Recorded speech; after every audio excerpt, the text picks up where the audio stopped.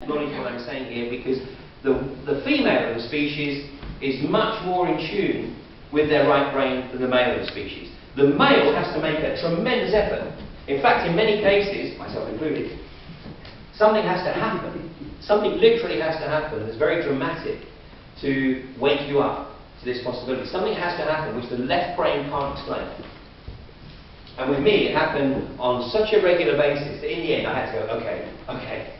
I can't deny the experience. I cannot deny the experience, but I can't explain it. And once I opened myself up to it, then the lessons came thick and fast. And once you actually open yourself to the lesson, like all things, it's amazing how much you can learn.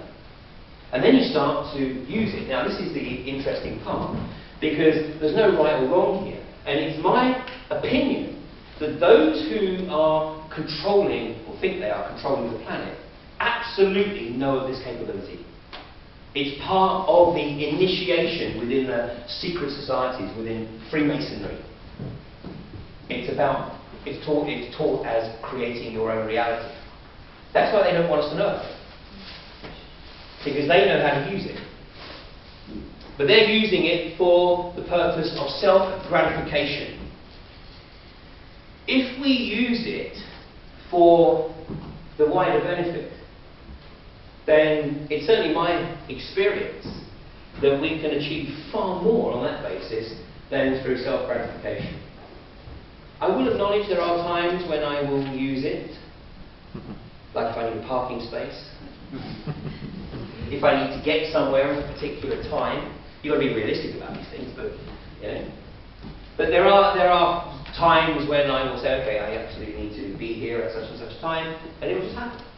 But it can also, because there's no consciousness in that process, you've got to be careful how you use it, because a couple of weeks ago, before I left to go overseas, so it'll be about a month ago now, I wanted to be somewhere, and I set the time in my head, but I overestimated the time by about 45 minutes. And you know what? Even though it's a route I know so well, somewhere along the line I took a wrong turn. I got bloody lost. But you know what? I turned up at the location exactly the time that I said. So you've got to be careful with some things. You've got to be careful that you don't drop yourself in it. And I'll take the questions at the end. Now this is something that you can only really try out. And if you do try it out, and the way in which to try it out is to actually find some quiet time to think about something's troubling you, there's an issue that you really need to address but doesn't seem to be getting addressed. Create a quiet time, and it doesn't have to be formal meditation, but just sitting down for maybe 15, 20 minutes and just focusing on that issue without an existential commitment to an outcome. Just be prepared to let it be resolved however it will be resolved. And then just let it go, and then see what happens. Because it's truly remarkable how many of our problems can be resolved on that basis. And everything we've been talking about today, with everything that's occurring, with the deliberate financial collapse of the economy, the forthcoming food shortages, the loss of our sovereign nations. We're not going to resolve this by just meeting it head on with a political scenario. We've got to find new ways to address this. And I believe that if there's more and more of us start to recognise that we can participate in the creation of whatever is coming down the pipe, then I believe that we can make a real difference. And let me tell you that this is shared by many, many indigenous peoples around the world. And last year, I went to Peru to spend some time with the Cuero. As it happens, prior to 9/11, I was with the Mayan elders. I'd been 6 months with the Mayan elders studying Mayan mythology and Mayan cosmology prior to 9/11. But last year, I wanted to go spend some time with these people because the Cuero returned to us about 50 years ago, because everybody believed that they'd been murdered 400 years ago by the conquistadors and they were chased up into the high Andes. But then they came out of the mountains in the early 1960s. And then when they came out of the mountains, they said that they had a prophecy They had some knowledge they needed to share with the people of the lower world, i.e. anybody who lived below 16,500 feet, at this time. Now, thanks to the work of Waterlooville, who's he's an anthropologist, he's been working with these guys for about 35 years now. But thanks to the work that he's put into the public domain, I was reasonably aware of what these guys were prophesying. But I wanted the opportunity to go and meet with them myself. I wanted to try and find the opportunity to sort of question them and get to the root of some of this knowledge that they were sharing. Now, I contacted Alberto because I heard that he had a tour running in South America, and it was mainly for his acolytes, people doing the Four Winds program, which cost an arm and a leg. But I wasn't about to do the Four Winds program, I just wanted to go to Peru and meet with these guys. I called Alberto, fortunately he'd heard of my work, and so he said, yeah, provided you can pay the fee for the trip, not a problem, come along. So I was one of about 30 odd people on this trip. Now, I had no idea how the hell I was going to get some time with these people when I was one of 30. But I needn't worry. My right brain had it all under control. But there was a price to pay. And that price was that I had to break my ankle.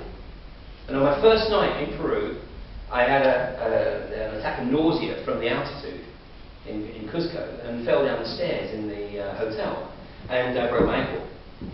So the following day, I went to the hospital, got my ankle plastered up, and I paid $30 for the medical treatment. Outrageous. $50 for a set of crutches.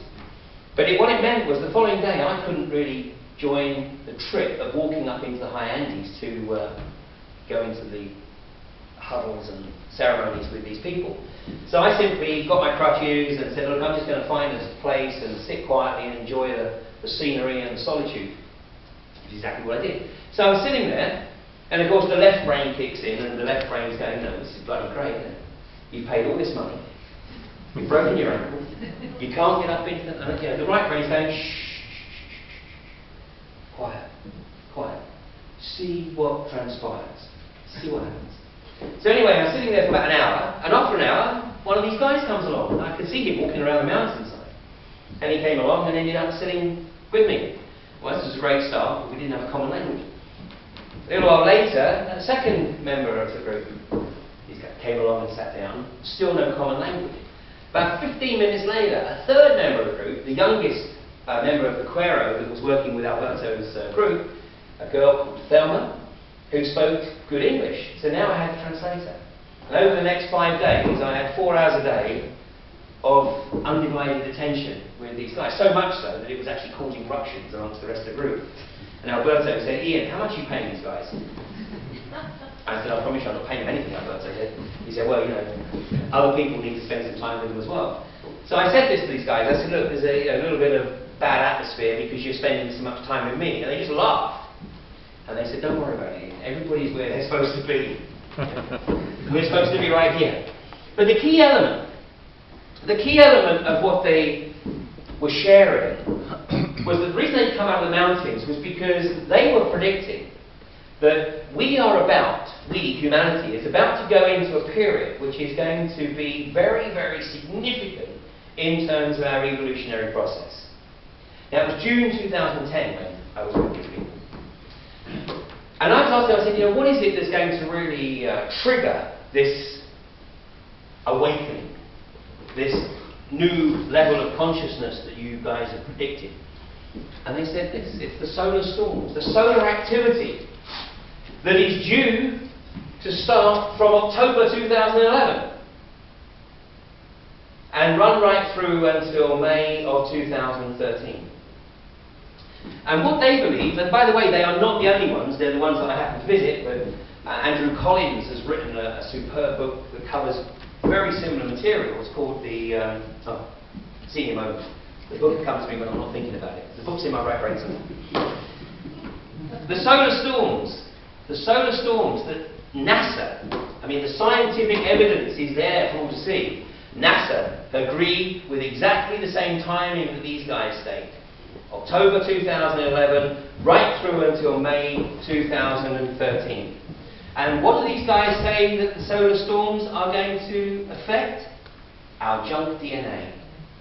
What we have been told is junk DNA is going to be triggered by the solar storms.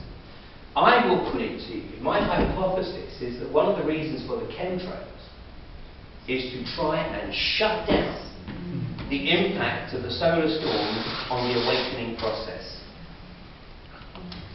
Many of the Egyptian reliefs, especially from the 18th dynasty of Akhenaten, and if you look at the reliefs, you see the sun with the sun's rays coming through, and of course the traditional version of Egyptian mythology is that they were worshipping the sun god Ra.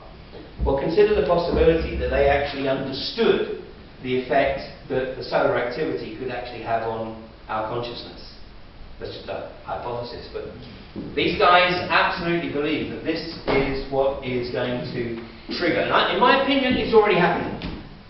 Because if I had raised this subject even 5 years ago, well, when I did try to raise it 5 years ago, blank looks all around. But now I know, because I've been broaching this subject now for 6 months. I've been running full-day workshops on this issue and how to trigger and accelerate the awakening and the usage of the right brain, how to bring about right brain experiences, and I know it's working. I know. So something is happening. At what rate? Difficult to judge. But the fact that it's happening at all is indicative to me that these guys who were predicting this when they came out of the mountains, and they claim that this is the knowledge and the wisdom that's been passed down for the entire 25 generations that they've been up in the high Andes. And the reason they came down in the 1960s was because this was the time that they needed to share this information with the rest of the planet. And when I talked to Alberto about this, he said, absolutely, absolutely. And he said, you know, I'm just trying to bide my time and wait for the moment. He said, it's what we try and teach in the Four Winds program, but you know, it's slow progress. But I believe it is accelerating. And consequently, this explains why it is that we're wasting our time when we're trying to talk to people about everything we were talking about in the first half of the evening. Because they are in that left brain construct. You can sow a seed, you can leave the seed, but don't waste your time trying to germinate the seed. Just leave it there and walk away. But what you are going to find, I know that you're going to find, more and more over coming weeks and months, is that more and more, as you speak to people, they will be interested in not only what we were talking about in the first half of the evening, i.e. what's going on with the financial situation, with the, the collapse of our national sovereignty and with food shortage and everything else. They'll not only want to discuss that and other issues, but what you're going to find is that I think more and more people are going to start to say, oh my God, something really strange happened to me the other day. And you can say, you think that's strange? It's normal. It's normal. Because once the left brain actually acknowledges that the right brain has this capacity and capability, then the left brain starts to say, you know what? Maybe life gets better if we work as a team. Because once the left brain acknowledges that it cannot in any way, shape or form connect with the wider realm. It needs the right brain to do that. Now, some of you may use different terminology. Because when I use right brain, some people may use the heart. It's the same thing. You know, and if you have a different way of explaining the phenomena, and when Jung was trying to understand this phenomena, he actually came up with the idea that it was a separate level of consciousness, and he gave it a name. It's Philemon. And in his later life, he actually drew a picture of what he thought was Philemon, and what he drew was an angel. If it helps you to understand it by thinking about it as a separate level of consciousness to your own, whatever. So be it. I'm not suggesting for one moment that my interpretation is the definitive version. It's just my way of explaining it. But if you understand the principle of what I'm saying, and you have a different terminology or a different way of explaining it, that's absolutely fine too. The important thing is that we understand that we actually have enormous capabilities individually. But when we come together and use them collectively, we are totally unbeatable. And these guys know it. So I think we're in for a hell of a ride. Because like I said right at the start, unfortunately it's probably got to get a lot worse before it gets better. because it's only by dramatic trauma and drama that some people will perhaps wake up to what's occurring. But let's look at that as a positive as well. Because when drama, trauma happens in our personal lives, whether that's financial, career, relationship, health, whatever, when that comes up and smacks us around the side of the head, that's when we have an opportunity to truly grow. Because the rest of the time we're just existing. We're just existing in a routine. Go to bed, get up, breakfast, go to work, come home, dinner, go to the pub, watch X Factor, come home. It's a routine. But when something comes along and pulls the rug out from under our routine, we actually have to consider how we're going to deal with this issue. And if we don't address it, then it will happen again and again and again until we do. But in those situations, that's when we are truly living. We are truly getting an opportunity to raise our game. So consider the possibility that everything that's going on right now in that external world is actually a tremendous opportunity for humanity. I'm not suggesting that these guys are doing it on any conscious level, but consider the possibility that the role that they are playing right now is to give humanity a collective kick up the backside, so that we do actually wake up and realise who we truly are.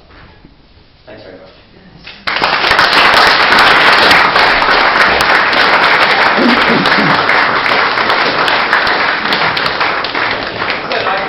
Questions? Yes, sir. Right, I'll just stand up for a few years ago, about 3 years ago, there was a study done in America, basically, where they got a load of people in LA to sit down and meditate together really peacefully, using the methods that you've spoken about, and they actually found crime in the city dropped by about 25%. Absolutely. By the way, I haven't seen this, but somebody told me about this when I was in Australia a few weeks ago. Apparently there's a video clip on YouTube of a lady who had a massive stroke which shut down her left brain. And it's completely changed the way in which